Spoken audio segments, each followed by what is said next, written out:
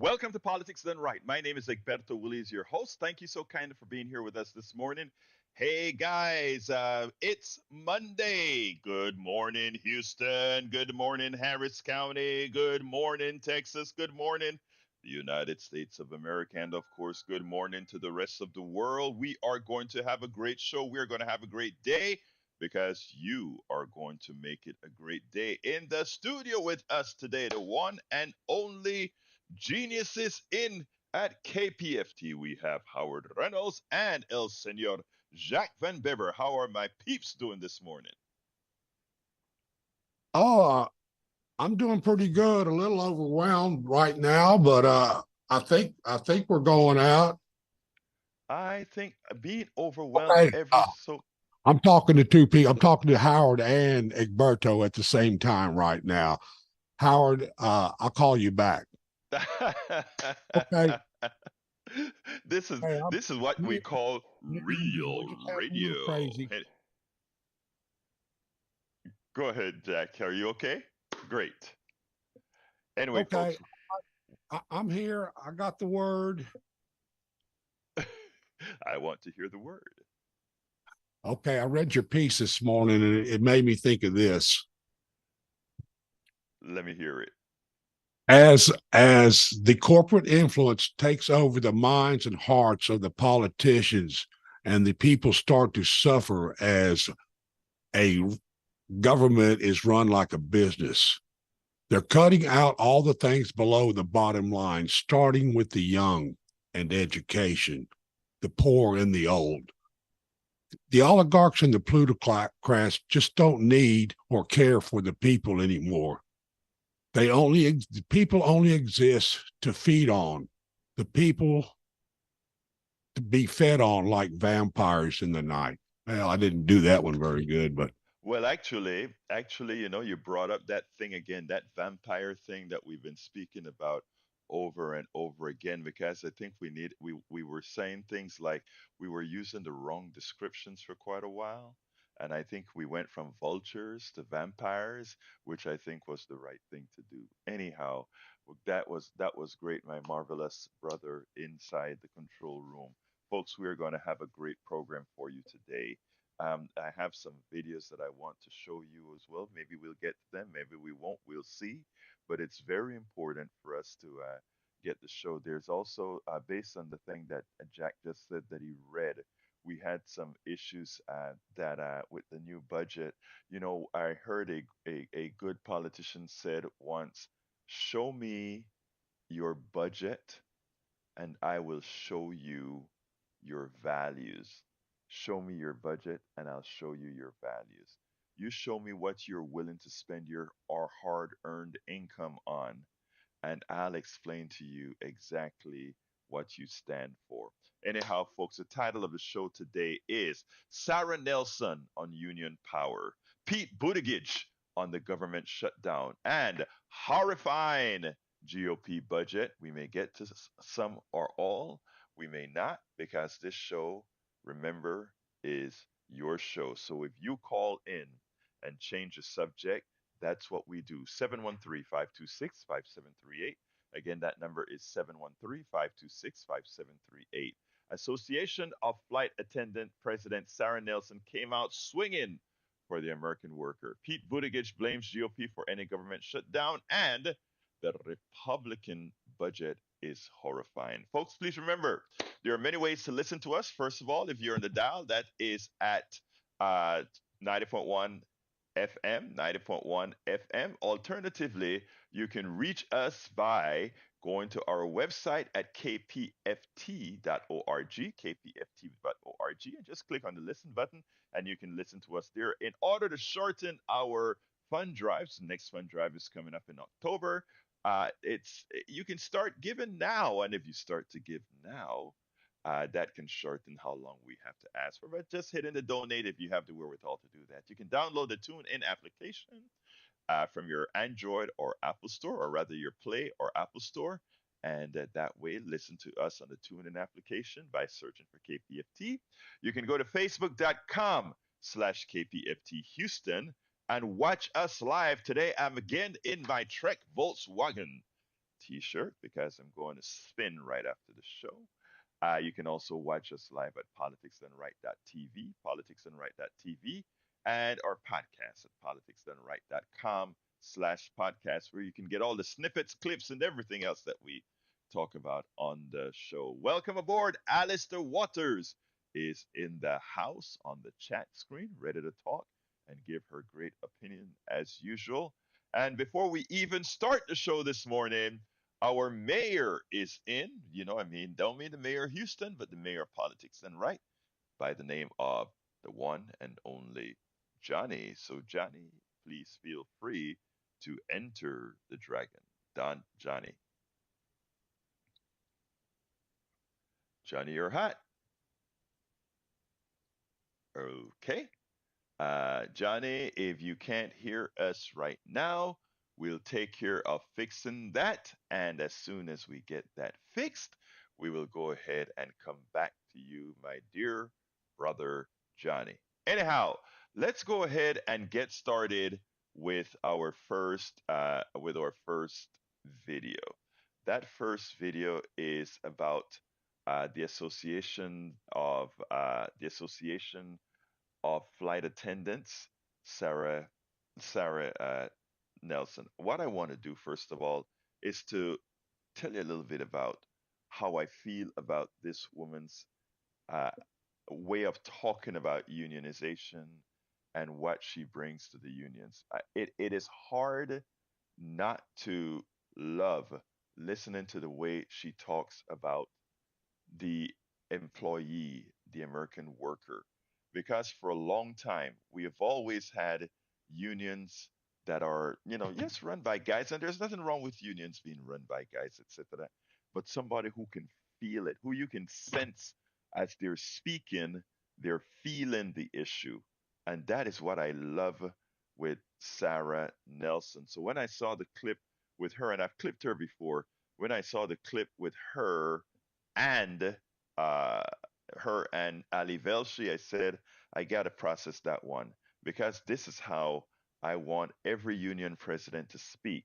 This is how I want every unionized person to speak, which means how I want every employee to speak. Because I personally believe that every single worker in America should be a part of a union. Because I tell you what, the corporations all have unions. They don't call them unions. They don't like unions, but they have unions. They call them associations of this, the trade organization, and all these different things where several companies come together to lobby government for something or to lobby countries for something.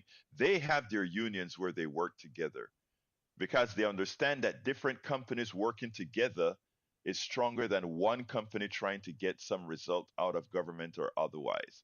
But they don't want you, the worker, to do that. That's hogwash. In fact, they spent decades trying to convince the average American worker that unions were bad. But we'll talk about that a little later. Let's go ahead. This is an 8-minute segment. So until we get things worked out with the phones, I'll do this 8-minute segment and then we'll go to Johnny. So let's go ahead and play that, and then we'll take it on the other side. Let's set that up. All right. Here we go. Ali Velci interviewed Sara Nelson, the Association of Flight Attendants. It's a union for flight attendants. And I tell you, there are a lot of union people that are speaking out now. The unions are on the rise again. Most Americans are supporting the unions again after there has been a concerted effort by right-wing organizations, by plutocrats, by think tanks put out like the Heritage Foundation and Cade Institute, etc. Finally, Americans are starting to wake up. And what does that mean? It actually means that they realize the reason for unions. They're starting not to believe the crap that comes out of the executives in these corporations who always get these big time raises. Whether the company is doing good or the company is doing badly, they get raises. When they are fired, they get golden parachutes with millions of dollars to leave. When the employee is poor, they just throw them to the curb. When the company is not making as much as it should, they throw them to the curb. When the company is failing because of the executives, they throw them to the curb. When the companies are doing very well because of the efficiencies, all the monies from the efficiencies go to having workers work harder. As the executives take the profits from their efficiency, people are starting to wake up. And, one of the things that one has to be able to do is articulate in a manner that bread and butter person, that person that is not necessarily a scholar or whatever, understands exactly what's going on. That is the reason I really like to hear Ali Velshi talks about the union subject, as well as the Association of Flight Attendants President Sara Nelson. She is very, very good at tying the knots together and putting it all in one piece. Check this out, and then we'll take it on the other side. Joining us now is the union leader, Sara Nelson. She's the president of the Association of Flight Attendants. Sara, you and I were just talking about this the other day, whether the White House is prepared to put a thumb on the scale on this one and how involved they'll get. There was talk that the Labor Secretary and Gene Sperling were going to go to the negotiations this week. That didn't happen. And then this. Am I making a big thing out of this, or is this a very big deal that the president is going to join the striking workers? Well, this should be a big deal, but it is a big deal because this is unprecedented. And it is happening because this president at his core is a labor guy. He believes in labor. He believes in labor rights. But it's also really happening. The real reason this is happening is because of the workers who are taking a stand all across the country. And this strike is historic, with UAW taking on the big three automakers all at once. Never happened in history either. We're talking about a lot of firsts in history. But I've said for a long time, start in the workplace and the politics will follow. And that's what we're seeing here. Something has happened. There's a change in tone with a lot of these labor leaders where they're coming in and saying, these are the requests we have. You might think they're outsized because they're 10 times what you ever offer us, but they're not as much as what you bosses are making. They're not as much as what the shareholders are making. And by the way, this is the moment to strike. So don't tell me to live to fight another day. This is actually when we're striking. I want to be really clear that it's the companies that are choosing the strikes, not the other way around. And you'd see that very clearly, that workers are making their demands up front. We're very clear about what our demands are. It has gone in the wrong direction for too long, essentially since Ronald Reagan fired the air traffic controllers in 1981. And it was open season on unions and a destruction of the strike. The strike is about coming to a deal. It is not about the strike. No worker wants to go on strike. But we want to go on strike when the company is not being fair, when they are not negotiating with us fairly. And that has been going on for too long. And so what we've said right up front with our demands is what we're willing to do. That's why UPS settled. It was a credible strike threat. It was serious from the Teamsters. That's what we're going to continue to see. And the big three apparently didn't get the message. Tim Scott, who's running for president, senator from South Carolina, because just mentioned Ronald Reagan and the air traffic controller strike. This is what he said at a campaign stop in Iowa. Ronald Reagan gave us a great example when federal employees decided they were going to strike. He said, you strike, you're fired. Simple concept to me. To the extent that we could use that once again, absolutely. You don't actually have to be a labor leader to understand the basic law in this country. You can't actually do what Tim Scott just said. You can't tell people if you strike, you're fired. He's interfering with workers' rights here, and that's why the UAW filed a ULP, an unfair labor practice, against him. He doesn't have the right to do that. And he's also confusing the fact that Ronald Reagan fired the federal workers, which conceivably he was their boss. The president and the government is not the boss of the UAW workers. He's got the whole thing confused here. And especially, he's completely out of touch with the country. He is completely out of touch with where we are right now, where workers are saying we have had enough. We're going to come together no matter what, take our fair share, because this economy, as Sean Fain has been saying, has been working for the billionaires. It hasn't been working for the working class. We're going to wreck their economy and we're going to build up our own. After the air traffic controller strike, it was open season on unions. But take a look at some recent polling from Reuters and Ipsos for the support for the strikers amongst all Americans. For the auto workers, 58% support, 32% oppose. For the Hollywood strike, 60% support, 27% oppose. Now, that's all Americans. Let's look at this even amongst Republicans. For the auto workers, more support than oppose. 48% support, 47% oppose. And for the Hollywood strikes, it's a dead heat. So the bottom line is public support is on the side of the unions, even in matters where it will affect the public, whether it's the TV you watch or the parcels you don't get delivered or the cars you're not going to buy or that are going to cost you more, or in the case of flight attendants who strike, the flights you won't fly on. What's happened? Why has public sentiment changed so far in favor of workers? Because the public understands that going along with the rule book that has been in place for the last 40, 50 years doesn't work. The idea that the corporate elite has said to us, you should feel lucky to have a job. The entire country is saying, no, you should feel lucky to have our work. We don't live to go to work. We go to work to live. And so this is what we're doing. We're taking a stand across the country, and people are identifying with what the auto workers are doing, with what the writers and the actors are doing, with what grocery workers did before them, teachers. This has been across every single industry because it has been about taking all of the productivity of our work, making us work harder for less. And everyone understands that. So the demands are the same. These tier demands to get rid of the tiers at the auto workers, you can see that in every single industry where a certain set of workers are treated differently than others. The jig is up. Like we know the playbook now. And the playbook of us sitting back and saying that we can only think about ourselves and stay within our own cocoon and we're going to be okay. And we can pick up ourselves up by our bootstraps and do better. That ship has sailed. Okay, that narrative is gone. That is destroyed in America. And America understands that the people who are standing up for the regular Main Street person in America is the unions. When we were strong and there was shared prosperity in this country, unions were strong. And as unions have been on decline, so has the standard of living for the average American. It's time to fight back. And that's why you see the support of the strikers, because they understand that this strike is about all of us. Sara Nelson nails it. And if we could get every union worker to speak like this, if we could get every union worker to encourage other people like this, we'll be in great shape. Sara Nelson, Ali Velshi, kudos, keep up the work, unions first. Absolutely so. And I tell you something, folks, before I'm coming to you, Johnny, I tell you something that is very important. That's why I like watching Ali Velshi, no matter what program he's on, no matter who he's covering for, even within his own program, because you have to give time for a message to develop, right? You have a whole lot of mainstream media folks that look, they have to work within parameters. Look, Ali can't say the things that I know he wants to say quite often, but he works within those parameters and he makes the best use of the parameters within which he has to work, and he does that in the way that he allowed Sara Nelson to speak. Anyway, let's go to Brother Johnny. And folks, remember, you guys can call in at 713-526-5738. All lines are open except for Johnny's line right now, 713-526-5738. I want to hear from you. I'd like you to call early because I want to spend the time that you need me to spend with you.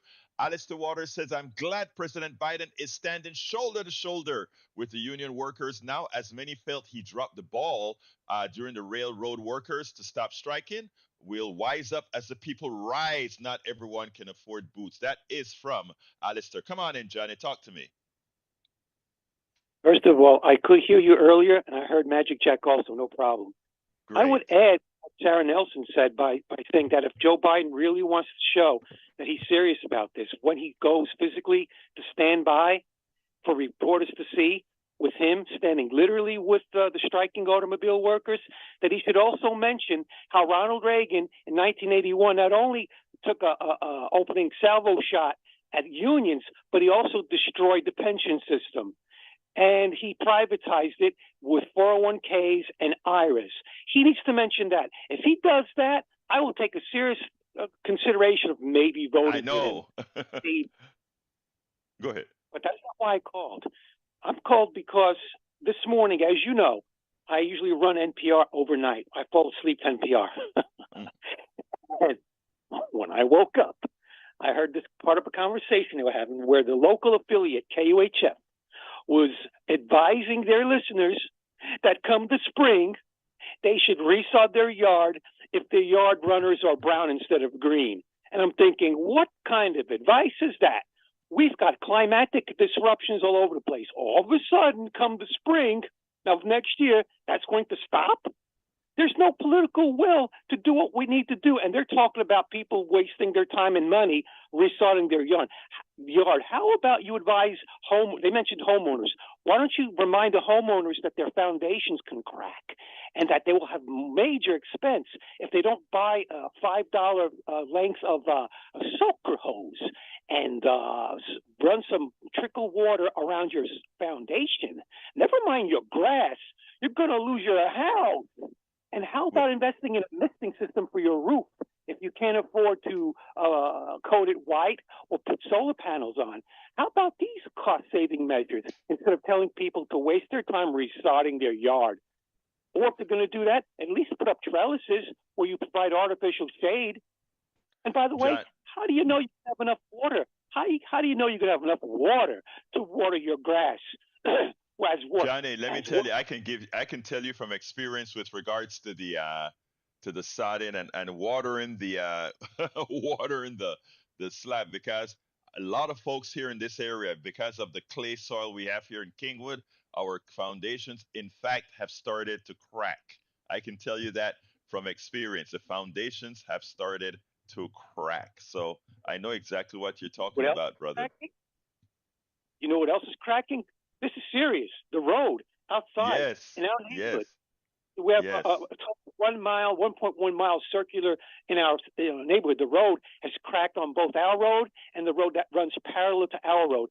Big, gigantic cracks, like Grand Canyons for the fire ants. They love that.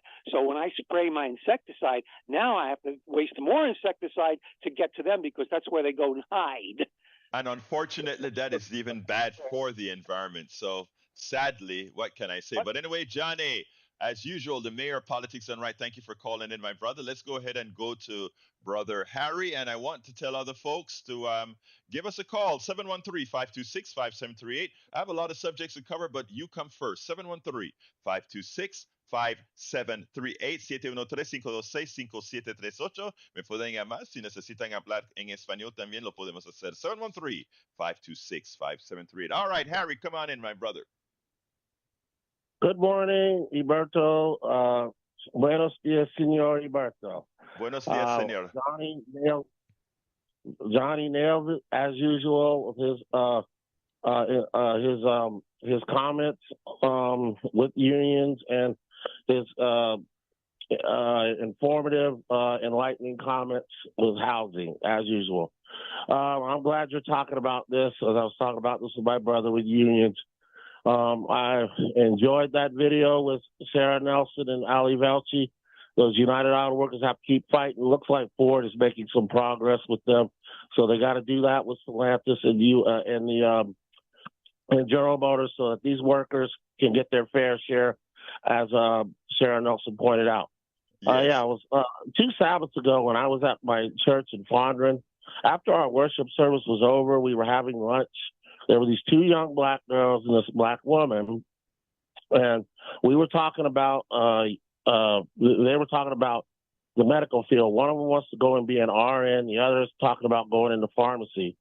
And I started to mention, well, you get into those fields, you want to be part of a union because you don't want management to take advantage of you. I was talking, when I used to be in California and I used to work in the Bay Area at UCSF Medical Center, the nurses went on strike there and they got everything they wanted. Now this black woman who's an RN was telling me, you're talking about politics. You know, don't scare these young girls who want to get a decent job in the medical field. You can't do that in this state, in Texas. And I just said to her, that is what's wrong with this state. And what went through my head, I was thinking about what you said constantly about don't be afraid. You have to form unions. You have to fight. You cannot let management take advantage of you and scare you away from a union. Just because she's ever talking about it, these girls can go and make a decent living in the medical field. If you go to talking about politics and union, they may not have a job someday. And I just told her, look, you're scaring these girls. You know, you don't want these girls to be taken advantage of when they get in the medical field. They have to stand strong and have a union and so they can get their fair share. They're not taken advantage of and not made a slave like you're always talking about when you talk about this subject.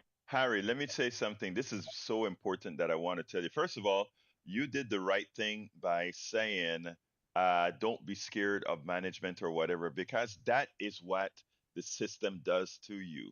In other words, it tries to Yeah. tell you, be, and if you notice, Sarah Nelson said it as well. You Mhm.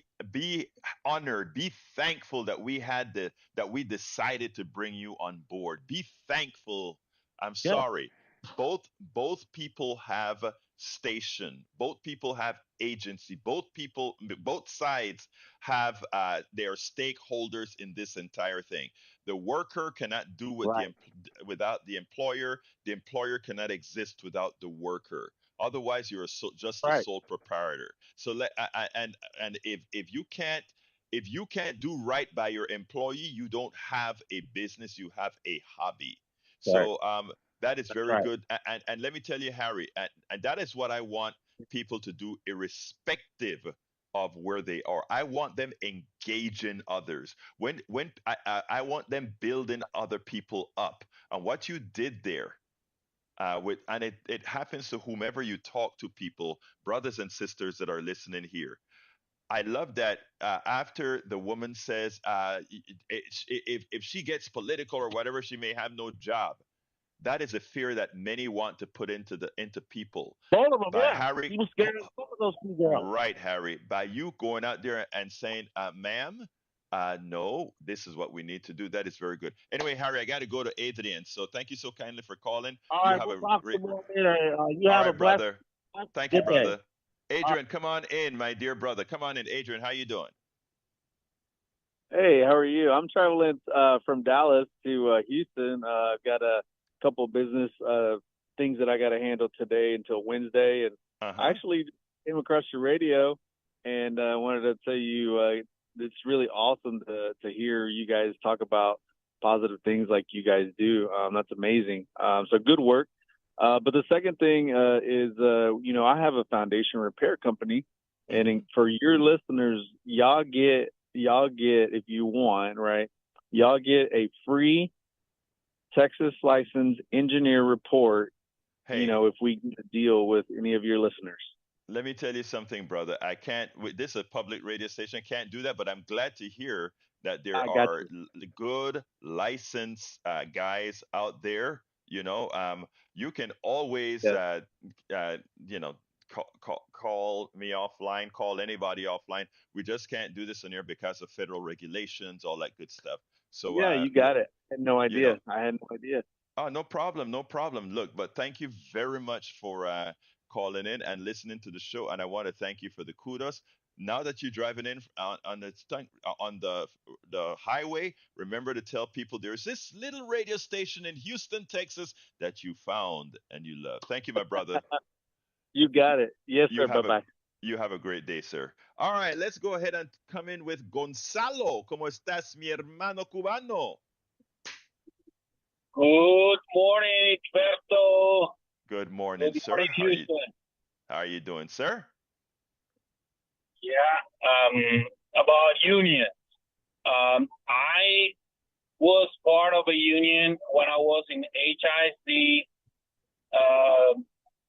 I think, as a matter of fact, I choose that because that was an option when I was working as a teacher in Canada.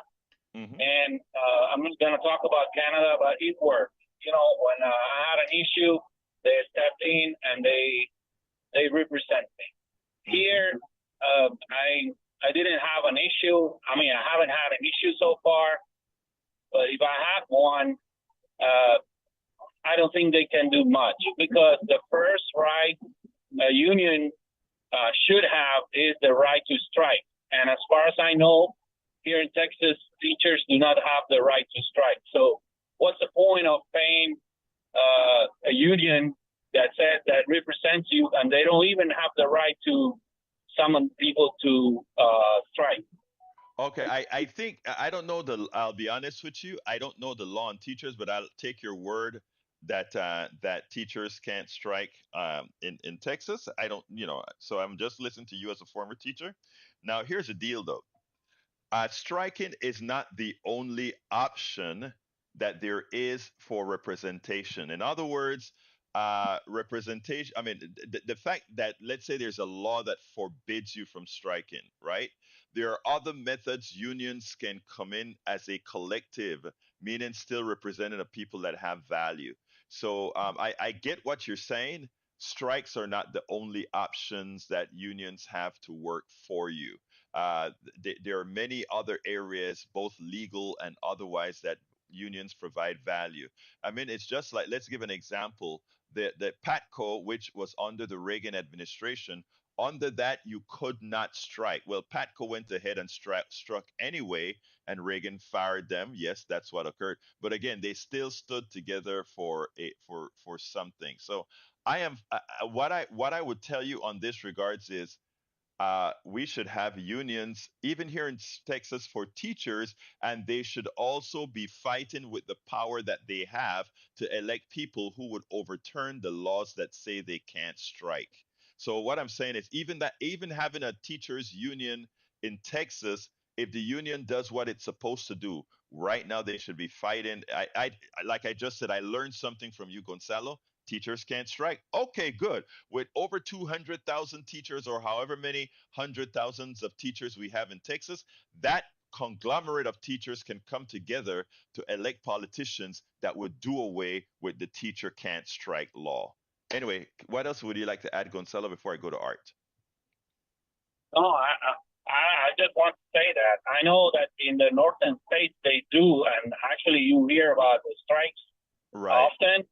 California does. So I'm not saying that we are promoting strikes, but there is a point like the one that we have reached in HIC as far as the news I'm concerned, and I'm not there anymore, but I think they need to go on a strike because this guy has gone to a point in which we need to say, hey, enough is enough. I agree with you, Gonzalo. I tell you better. I think right now, a concern, if the parents really want to show concern about what's going on in the district, I think this is a time where everybody stays out of school. Absolutely everybody, until they get rid of this superintendent. Remember, the superintendent is governing the many, as this is a country where the many creates its own government. So what I'm saying is, if we don't like that superintendent, it's not just upon the teachers to strike, but the students to strike. Everybody who wants to get rid of this superintendent, if it's really a mass movement, in other words, if we really don't want this superintendent who's turning libraries into prisons, if we don't want him, everybody should strike, from teachers to students. And then if they try to go at the teachers, it's the next level again. I think that is how movements are effective. But we have to get parents and teachers working in concert. Anything else that you want to add before I go to Art? Thank you very much, and have a wonderful day. Thank you, Gonzalo. Tenga buen día, hermano. Let's go to Art. Come on in, Art. Art, you're on. If you may be on mute, Art, come on in. 10. Yeah, you hear me? Yes, I can hear you. Come on in, Art. All right, great.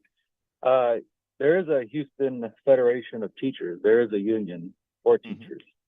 The 2704 Southern one. I know because we've met with them a few times past few years. Their website is H as in Houston, F as in federal, T as in teacher, 2415.org if you want more information. I think the reason why a lot of us don't know about the teachers union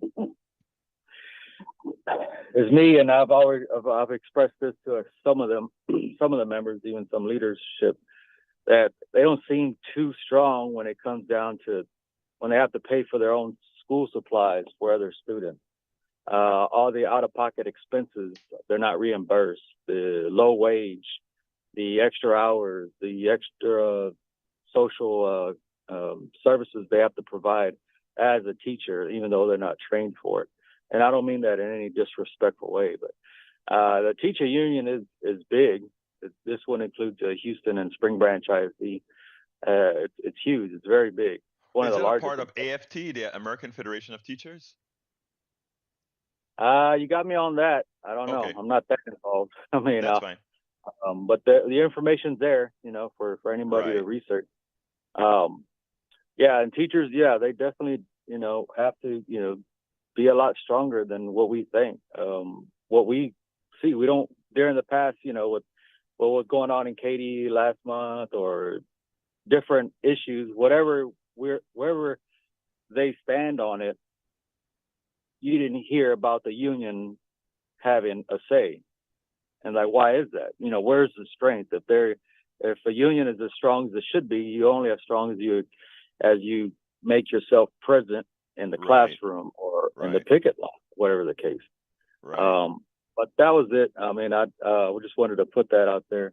I appreciate your call, Art. Very, very important information. Thank you so kindly for calling in, my friend. Folks, the telephone number is 713-526-5738. Please don't wait till the end of the show to call in, 713-526-5738. I want to play now Pete Buttigieg, real quick, a 6-minute piece here, 5 and change, because he talks about everybody's hearing about the shutdown. Let's make sure to know who to blame for the shutdown. It's very important. Right now, according to an ABC polls, they would blame the Democrats. Really? Let's check this out, then we'll take it on the other side. Pete Buttigieg appeared on This Week, and as usual, he's a great communicator. He knows how to express himself and tell the story as it should be told, and he did just that with the potential Republican shutdown. He made it clear all the things that Republicans always complain about are the things that will be affected if they get this shutdown going sometime next week. Ironically, what the host told him is that the American public, according to a poll ABC has conducted, says they would blame mostly Democrats more so than Republicans for the shutdown. And I find that very ironic. The only way that could be the case is a failure of the fourth estate, a failure of the media. Right now, it should be plastered in every American's brain that Republicans and Democrats had a deal to prevent this, but that specifically Republicans have chosen not to abide by the parameters of the deal that they had. And in the process, they're trying to extract more and more. And it's not even most Republicans. It's likely 5 or 6 Republicans that are holding not only the Republican Party hostage, but the entire country hostage. And if America doesn't understand that that is exactly what is occurring, then yes, one can understand why they would blame the Democrats or keep equal blame or whatever. But it is the job of the media to point that out. And no matter what I hear, I continue to hear this side said this, the other side said this. It is time for the media to come clean. The fault of any potential shutdown is Republicans breaking a deal and Republicans doing all that is wrong to really shake things up. That's what it's all about. It's about getting clicks. It's about saying how bad they are, meaning these 5 or 6 or 7 or however many recalcitrant Republicans. Check how Buttigieg handled this with Martha Raddatz, and then we'll take it on the other side. You bring up the shutdown. Do you see that as inevitable at this point? I hope not, because in the event of a shutdown, we would have to immediately stop so many important activities in the Department of Transportation, like training air traffic controllers. After everything we've been through, after all of the disruptions to air traffic, to air travel that we experienced last year, this year, we finally see cancellations and delays back to normal. They're actually a little below where they were before COVID. This would be a reversal that nobody wants, nobody asked for. And I can't believe some of the very same congressional Republicans who get in line to try to beat us up anytime there's a travel disruption, even a weather-related travel disruption, are going to turn around and shut down air traffic control training. And that's just one example from one department that I happen to be very concerned about. So it better not be inevitable. Secretary, our poll found that more Americans would blame Democrats for a possible shutdown than Republicans. How do you explain that? I just don't think that's how it's going to actually play out in a Republican shutdown. This is because Republicans on the Hill can't even agree among themselves. And remember, Kevin McCarthy and Speaker McCarthy and President Biden made a deal. And that deal was tough for all sides. Frankly, it was tough for our department. It meant cutting back on some things we wanted to do, some funds we were going to use to improve roads and bridges and airports. But we accepted that because that was the deal that was made earlier this year. And now all we're doing is asking them to live up to that deal. If they can't be organized enough among themselves, if the House Republican Conference is in such chaos that they can't even accept the deal that they supported earlier this year, or in the words of one House Republican, take yes for an answer, then I think Americans are going to see very quickly how we got in that situation. And by the way, not only are they driving us toward a shutdown, but their position, the thing they're trying to use the threat of a shutdown to get, is further cuts that would also undermine things that the American people overwhelmingly want us to do. In the case of transportation, things like railroad safety inspection. Buttigieg is very good at explaining things. And I imagine every single American that heard that likely wouldn't fall into the category that Martha Raddatz was talking about, that they're blaming the Democrats for this shutdown. But again, Martha Raddatz doesn't need to have a Pete Buttigieg defending the administration, but defending Democrats here. The media should be out there just telling the truth. Republicans are trying to hold the country hostage. The thing about it is, if for some crazy reason the Republicans and Democrats were to follow what those 5 terrorists want to do, the American people would revolt, because again, the things and the cuts that they want would put every person's lives in jeopardy. Again, there's only one party to be blamed if a shutdown has occurred. And that party, we know who it is. Absolutely so. Absolutely so. Anyway, folks, show me your budget. Show me your budget. And I can tell you what your values are. Don't talk to me about your values as a politician until I see the budget that you support. And in that light, their proposed budget offers horrifying vision of what Republicans would do if they could. Rather than proposing policies that could reverse a deeply troubling trend of hardship for vulnerable and hardworking people, the budget proposal that they're attempting to pass would deepen poverty and increase suffering for tens of millions of people. That isn't conjecture. That is what the fight is all about. That is what the shutdown is all about. From the Common Dreams by Sharon Perot. It's tempting to ignore a budget resolution released just days before the start of the fiscal year that is meant to guide and amid the chaotic debate around a short-term extension of government funding to avoid a shutdown. But Houston Budget Committee Chair Jody Arenston proposed budget is important for what it illustrates about House Republicans' disturbing vision for the country.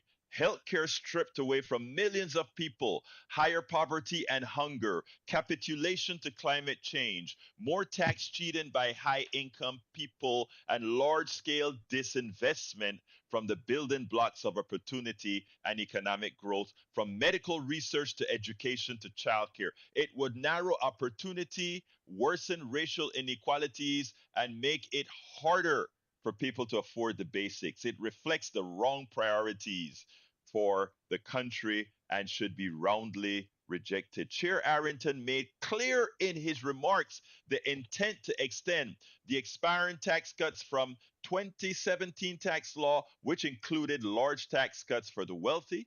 In addition, the budget resolution itself would pave the way for unlimited, unpaid tax cuts tax cuts that could go well beyond those extensions.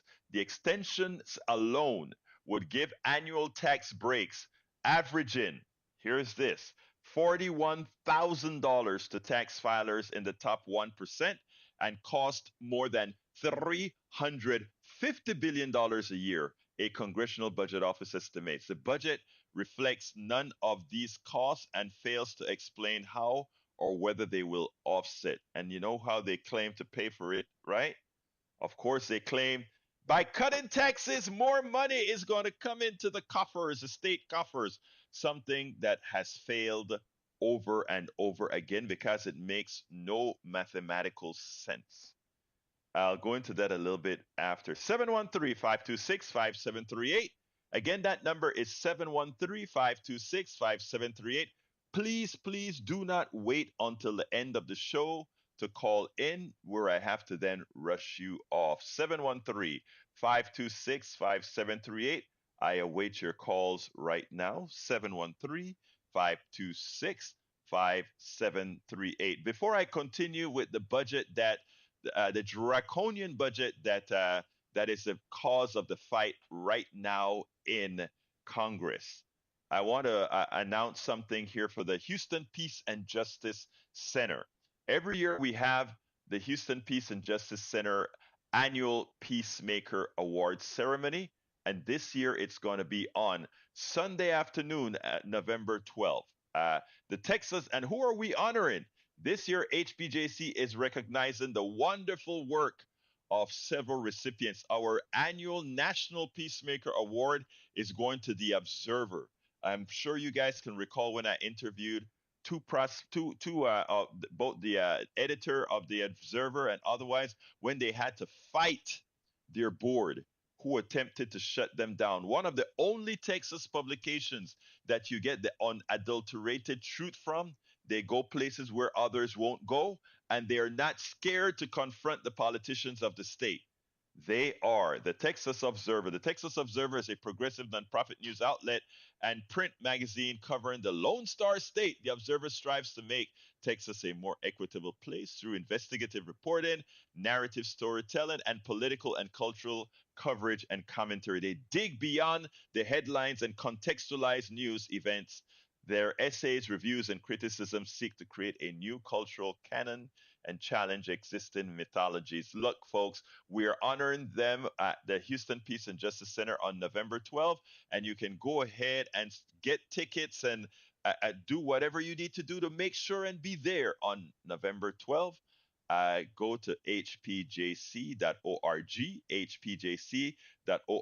They are proud supporters of KPFT as well. Now, we also have local awardees. That's a national awardee. You know, every year we give a national award at the HPJC Peacemakers Awards. We also give local to local people. And this year we're honoring Christian Schlemmer, who is a lawyer who works every day to secure water justice in Houston and the whole state of Texas. We also are honoring Jacelit Griffin from Custody to Casket as an organization she formed after her son was murdered in the Harris County Jail over a year ago.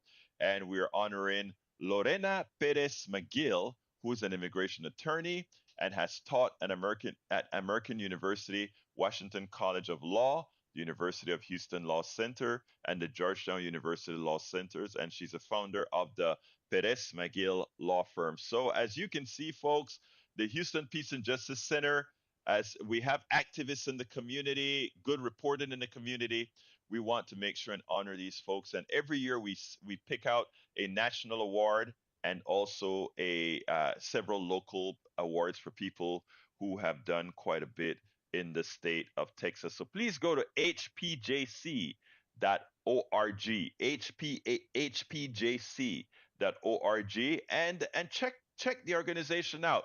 Great organization, Houston Peace and Justice Houston Peace and Justice Center, and the great ceremony that we have every single year to honor good people doing good work. You know, we've honored Molly Ivan. We have honored a whole lot of different folks in this organization. I think you should check it out, hpjc.org. Anyway, 713-526-5738. Give us a call. We still have about 6 minutes to take calls. 713-526-5738. Don't wait until the last minute to call in because, again, I want to spend the time with you. Okay. Like I mentioned before, show me your budget and I will know your values. And continuing with what the Republican budget is doing. A shocking share of the spending cuts Chairman Arrington specifies target people with low and moderate incomes, including $1.9 trillion in Medicaid cuts and hundreds of billions in cuts to economic security programs, such as cuts to assistance that help people afford food and other basic needs. Just last week, the Census Bureau released data showing that poverty spiked last year, more than doubling for children. Rather than proposing policies that could reverse this deep troubling trend, the budget proposal would deepen poverty and increase hardship. Look, parties have shifted. There used to be a time when the Democratic Party could bona fidely be called the party of the working class. Look, it still is for the policies it supports. But also, what has happened is the Republican Party has garnered a foothold into the working class by using all kinds of racialized statements, fear tactics, etc. But their policies have not changed. Their policies still put the working class at harm, but there's a facade above it that gives the impression that somehow they're for you. And how they try to do that is to say, hey guys, your problems are not caused by our failure to support policies that support you. Your failure is caused by those other people that look different from you and are trying to cross the border or are on those welfare lines, or all those other people are causing your problems. But they forget to tell you that the same problem that they're having in the ghettos, or the same problems they're having in Appalachia, or the same problems they're having in the barrios, right? They all have the same solutions, and that is for the government, we the people, to ensure that some don't monopolize over the many, which is what we have. Policies that transfers our monies, your money, to the wealthy. The wealthy believes in socialism. The wealthy believe in collectivity from all the rest, but simply, whereas we believe in collectivity among all of us and us sharing, they believe we should take your darn money. If you doubt it, look at the prices you're paying at the grocery store. That isn't inflation caused because of Biden policies. That is inflation caused because the wealthy has the right to take your money. That is what it's all about. The question is, use your heads and start to see who's harming you. Start seeing the party that is really harming you and stop the fear. Come on in, Melissa. Great to have you here this morning. Melissa, you are live. Yep.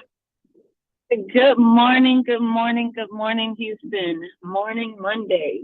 Good morning, my dear Melissa. So I feel like we should say, good morning to the Uncle Ruckuses that they put in, that the corporation put in front. So that, whenever we say, hey, we should, oh, no, don't do that. Don't do that. You can't do that. The white man not don't want you to do that. Yep.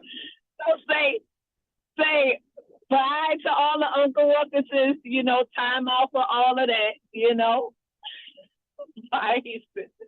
Melissa, I mean, I'm glad that you made some fun of it, because that is what we need to do. The truth of the matter is, we need to make sure and take control.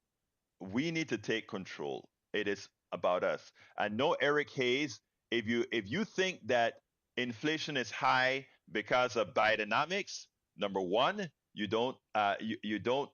choose not to understand economics. All right, you choose not to understand economics, and you choose not to understand facts. Again, it's been long proven from the time we got to 9% inflation. Katie Porter went to all the experts to figure out what piece of inflation came from where. And all those that are listening to me, it is imperative that you understand this, my peeps. All that 9%, right after the pandemic, why inflation went up was disruption in the supply chain. That just means China wasn't shipping anymore. There was less product. So since there was less product, prices went up. Okay, but that only accounted for 4.5% of the 9% uh, inflation. Now, folks, all of that has been solved. The inflation that continued is caused by corporations saying, I can screw you. I can take your money because there's nobody here telling me I cannot. And since you must have milk, and since you must have bread, and since you must have eggs, and since you must have lettuce, I will tell you what price I'm willing to give it to you at. I will tell you that. And the government, because they're paid by corporations, we can solve that. It's called a vote. But because that's the way it runs right now, they can sucker everything that you have in extra cash until you have no more. And that is how high they can price it. You have to understand the way the system is set up is we know how much money you have, including when the government had these rebates, etc. We know how much money is in your pocket, and we're going to take it away. And how do we take it away? With something called inflation, with something called high interest rates. We can take it away in many forms. And we have to be the ones that forces our government to create laws to prevent these, as our brother Jack Van Beber would say, to prevent these vampires from sucking our blood. Anyway, we are at 56, and it is time for me to put Brother Van Beber back on air so that we can get out of here. Brother Jack Van Beber, talk to me with your final word. Oh, well, okay. I caught you off guard. I'm sorry. Well, I was going to reread my piece this morning because I did such a poor job well, of it. Let's do it quickly, my brother. Okay. As the corporate influence takes over the minds and hearts of the politicians and run government as a business, they are cutting out all things below the bottom line, starting with young and education, the poor, the old. The oligarchs and plutocrats simply don't need or care for the people anymore. They only exist to feed on the people like a vampire in the night. The words of Jack Van Beber could not be better, especially after the last soliloquy I gave. Thank you so kindly, Jack, for all the work that you do in the control room. My name is Egberto Willis. This is Politics Done Right. And you guys know how I end this baby. I am what? Out!